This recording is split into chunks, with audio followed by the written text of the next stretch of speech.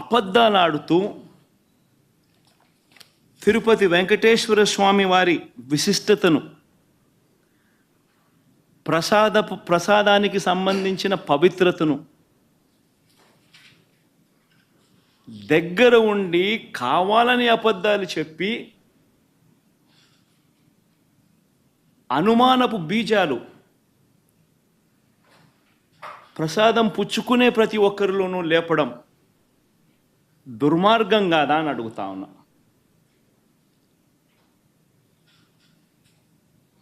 అపవిత్రం కాదా అని అడుగుతా ఉన్నా.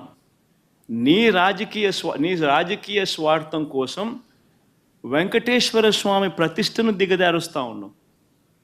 నీ రాజకీయ స్వార్థం కోసం వెంకటేశ్వర స్వామి ప్రసాదానికి సంబంధించిన విశిష్టతను దిగజారుస్తూ ఉన్నావు. జరగనిది జరిగినట్టుగా, యానిమల్ ఫ్యాట్తో తయారు చేసినట్టుగా ఒక అబద్ధాన్ని ప్రచారం చేస్తూ ఉన్నావు.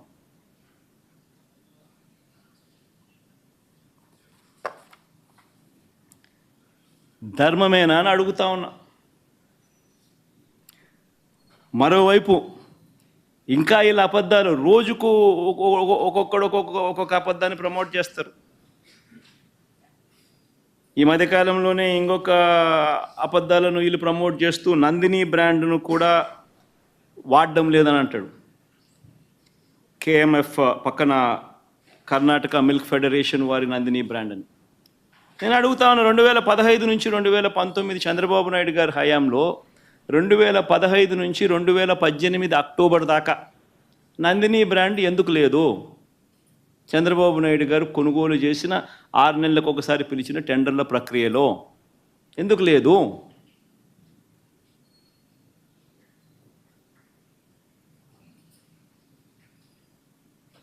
నందిని వాళ్ళు కూడా అప్పుడప్పుడు పార్టిసిపేట్ చేస్తారు, అప్పుడప్పుడు పార్టిసిపేట్ చేయరు.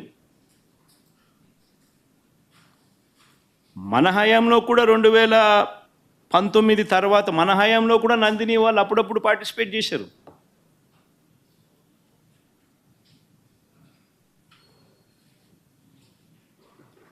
రేటు ఇంకోటి అంటాడు, 320 రూపాయలకి నెయ్యి ఎట్టొస్తుందని.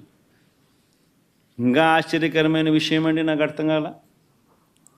చంద్రబాబు నాయుడు గారి హయాంలో 2015 నుంచి 19 వాళ్ళు ప్రొక్యూర్ చేశారు కదా నెయ్యిని.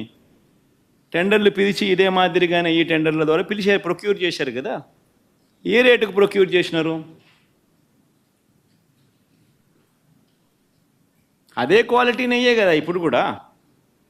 అప్పుడు అదే క్వాలిటీ, ఇప్పుడు అదే క్వాలిటీ. దశాబ్దాలుగా నెయ్యి క్వాలిటీ అదే, కొత్తగా మారింది ఏమీ లేదు. అవే ఆవులు, అవే డైరీలు, అవే ఆవులు, అవే పాలు, అవే నెయ్యి, అదే క్వాలిటీ. ఆ క్వాలిటీ ఉంటే తీసుకుంటారు, లేకపోతే తీసుకోరు. చంద్రబాబు నాయుడు హయాంలో నెయ్యి ఏ రేటుకు కొన్నారు? 276 రూపాయలు 2015లో కొన్నారు టెండర్ల ద్వారానే. 2019 జనవరిలో, అంటే ఆయన చివరి దాంట్లో 324 రూపాయలకు కొన్నారు. మన అటేటప్పుడు ఇక్కడ 320 కొంటే తప్పేముందయా? ఉన్న రేట్ అది. వాళ్ళు టెండర్లలో వాళ్ళు కోట్ చేసినారు, L1 కింద ఎవడైతే వాళ్ళకి ఇచ్చినారు. ఏం తప్పు జరుగుతూ ఉంది?